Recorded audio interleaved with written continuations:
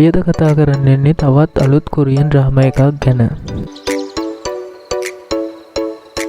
මෙම ඩ්‍රාමා එකේ සීසන් 1 2024 ජනවාරි 17 වෙනිදා රිලීස් වෙලා තියෙනවා.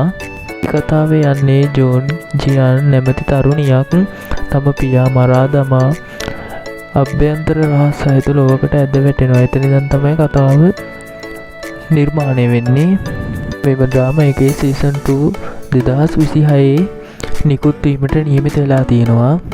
මෙම සීසන් 2 එකේ ඝාතක ක්‍රියාදාම සහ තරඟකාරී සිද්ධීන් වැඩි වෙන අතර අවසාන කතා තෙරපුරාව දිගුව වශයෙන් දක්වලා තියෙනවා.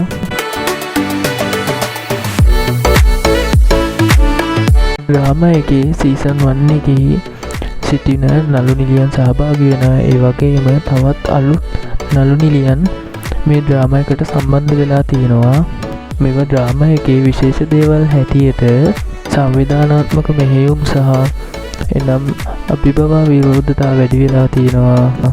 ප්‍රේක්ෂකවරු මේ වතාවෙත් ජීන් ඇන්ගේ ශක්තිය සහ ඉගෙනුම් තවත් දැක්ක හැටි බලාගෙන සිටිනවා. මම ඩ්‍රාමා එකේ නිරූපණය ආරම්භ වෙලා තියෙන්නේ 2025 අප්‍රේල් මාසයේ සිට. විශේෂ දෙයක් හැටියට සඳහන් කරලා තියෙනවා සීසන් 1 එකේ නැරඹුම් කරුවන්ගේ දැඩි ප්‍රසන්නතාවක් ලැබෙන්නේ සහ අලුත් සීසන් එක සඳහා බලාපොරොත්තු ඉහළින් දක්වලා තියෙනවා. ඒ නිසා මේ සීසන් එක ඉදිරියට රිලීස් වෙයි කියලා හිතනවා.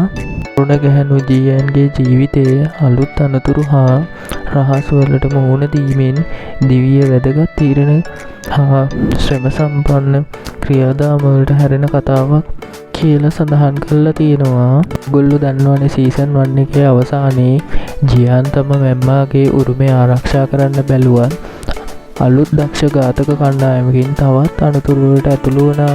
එතන ඉඳන් තමයි දෙවෙනි සීසන් එක ආරම්භ වෙන්නේ කියලා තමයි සඳහන් කරලා තියෙන්නේ.